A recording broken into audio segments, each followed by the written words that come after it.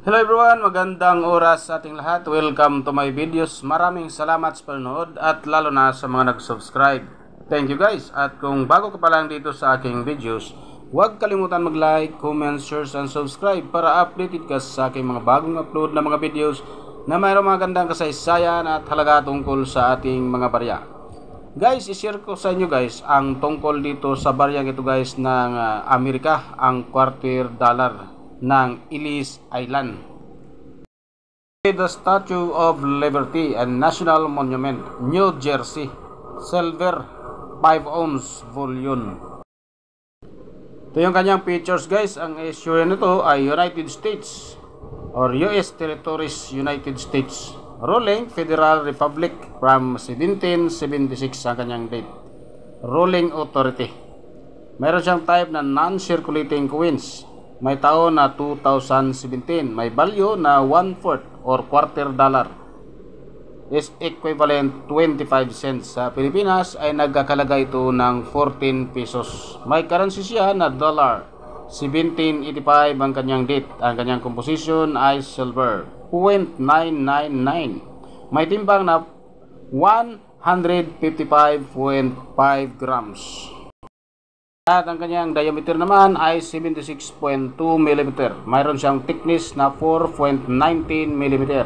At ang kanyang shape ay round. Mayroon siyang technique na mild. Orientation, coin alignment with the number A number 109458. Reference number, KM number 665.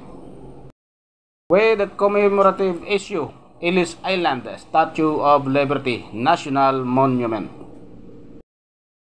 At ito yung ang ating verse guys, the portrait and the left profile of George Washington, the first president of the United States from 1789 to 1797, is accompanied with the motto, "In God We Trust," and the lettering "Liberty," surrounded with the denominations and the inscription, "United States of America."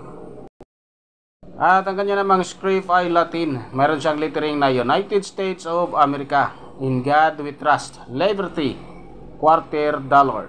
Engraver, William Cousin. Designer, si John Flanagan. At ito naman guys ang ating reverse.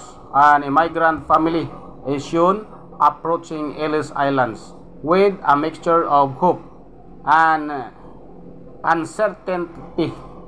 The hospital building can be seen in the background. At meron siyang script na Latin at lettering Ellis Islands, VF, PH, New Jersey, 2017. A Floribus Unum. Engraver, PB Hamphill. Designer, si Barbara Fox. Meron siyang edge na smooth with the lettering or lettering 0.999 fine silver, 5.0 ounce. Ang ating 2017 guys ay mayroon lang 42% sa ating no mint mark with a population of 40,000 pieces. So napaka-rare nito guys kasi 40,000 lang kapiraso ang ating no mint mark. At meron din tayong from Philadelphia mint. Mayroon siyang 68% sa kanyang population na 17,670 kapiraso. So talagang rare, napaka-rare na baryang ito guys. Bintahan naman natin guys dito sa ating selling online sa eBay ay umabot ng $5 up to 10 US dollar. Sa Pilipinas guys ay nagkakalaga ito ng 283 pesos 0.55 centavos hanggang 567.10 centavos. At yan guys ang ating mga nakuhang impormasyon tungkol sa baryang ito guys ng Amerika. Maraming salamat guys sa panunood at God bless sa ating lahat.